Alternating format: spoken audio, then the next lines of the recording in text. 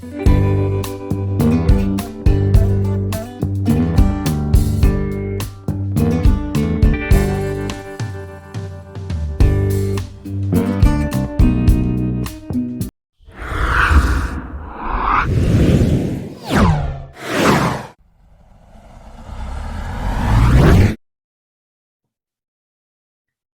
and welcome to In the Author's Corner.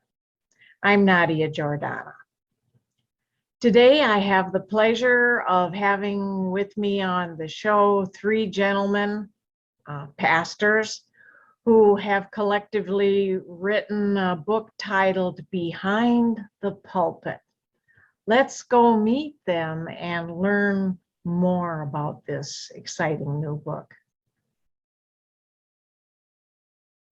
Welcome to the show. Thank you. Yeah, thanks.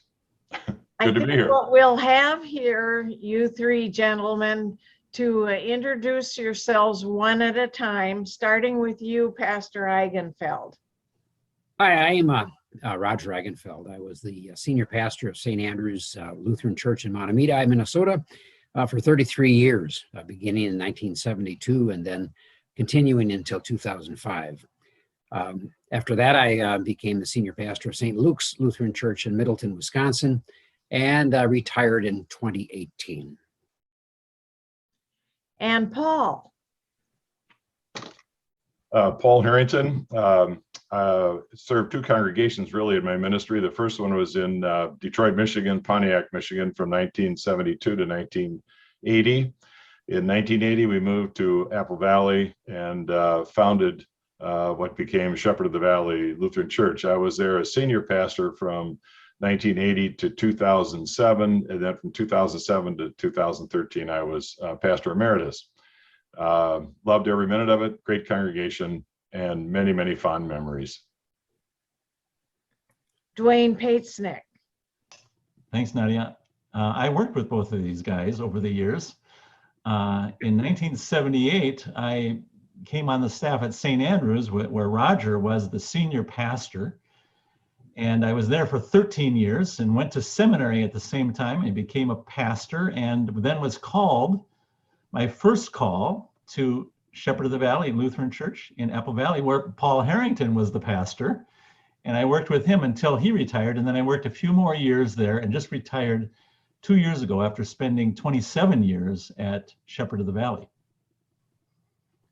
Well, let's start with that, Dwayne, and tell us a little bit more about how the three of you have worked together and how you know each other.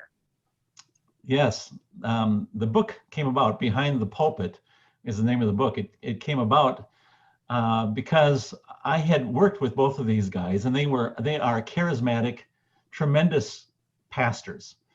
And each of them has a unique, wonderful story to tell about the time that they were in these two churches, St. Andrew's for Roger Eigenfeld and Shepherd of the Valley for Paul Harrington.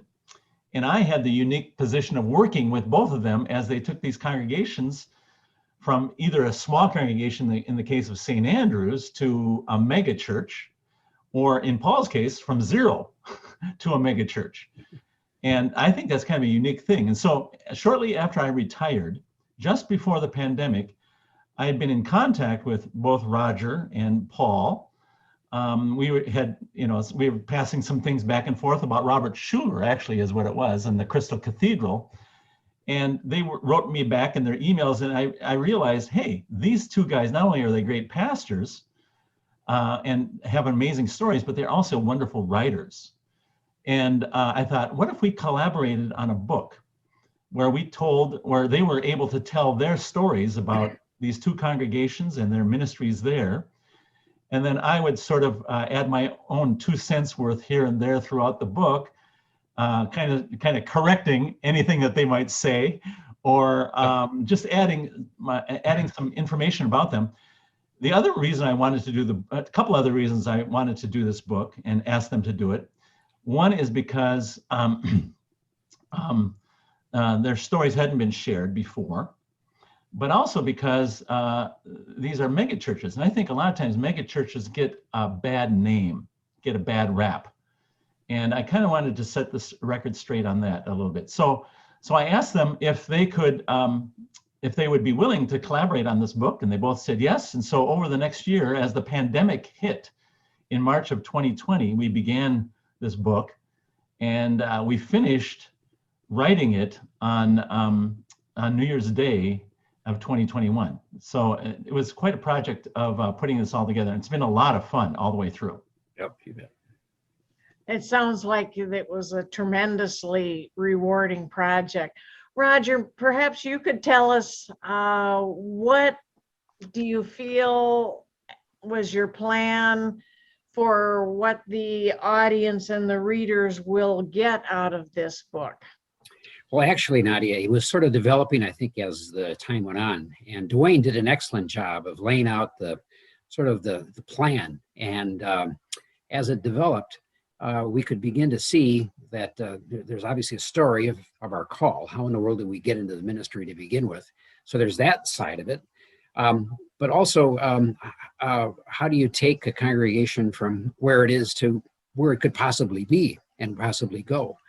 And of course, God is the instigator of all of this. And if we just listen and pay attention, he will lead us into some amazing sort of experiences.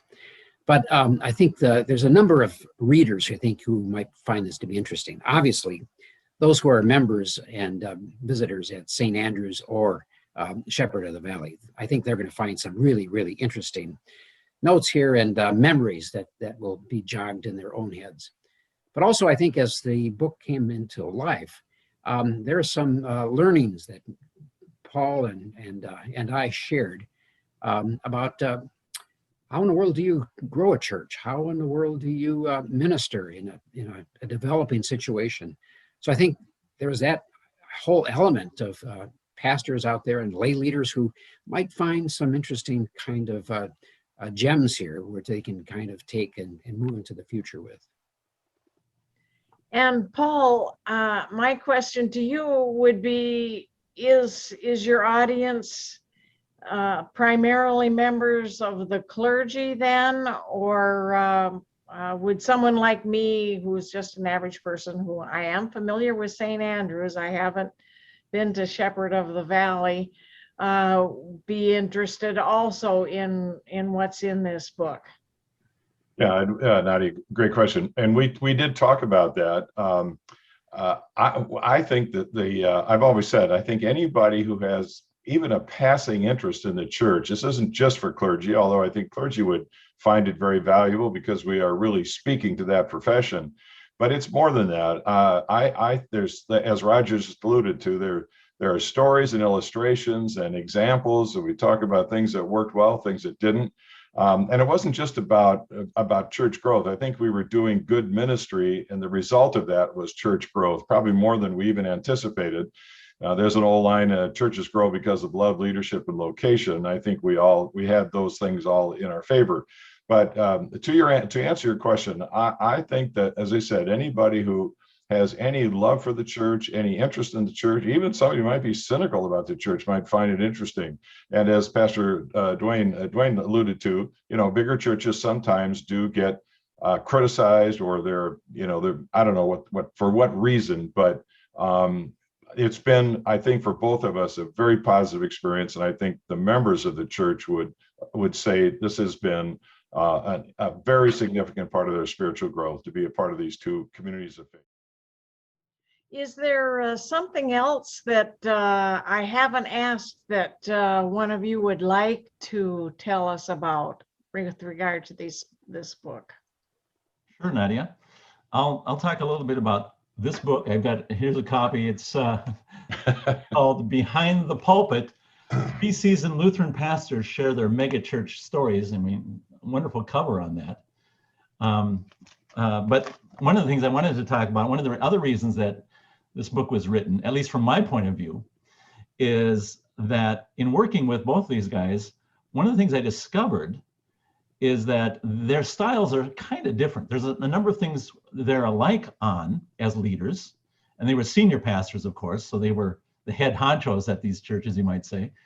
So there's a lot of things that were alike, in growing these churches and ministering in these churches, but there's also some contrasts. And one of the things I try and point out in the book are those contrasts, and that even though their styles are different, you can still have a wonderful, successful spiritual experience in either of these churches. And I certainly did. I loved working with both of them, even though they aren't the same people. And that's true for ministries as well. A number of ministries that we cover in the book, you can see that they're done differently. Like missions was done a little differently at St. Andrews than it was done at Shepherd of the Valley. But both of them are very mission-oriented kind of churches. Roger is a different pastor than Paul is. Roger's kind of a much more interested, for instance, one interesting example I like to talk about is Roger always had stewardship, fundraising as a part of what he did. Every year he would give the name to a fundraising campaign to get for the general budget. He would send out lots of pledge cards. We used to joke that you could paper your house with the number of pledge cards that you got in the mail. Naughty, you got some.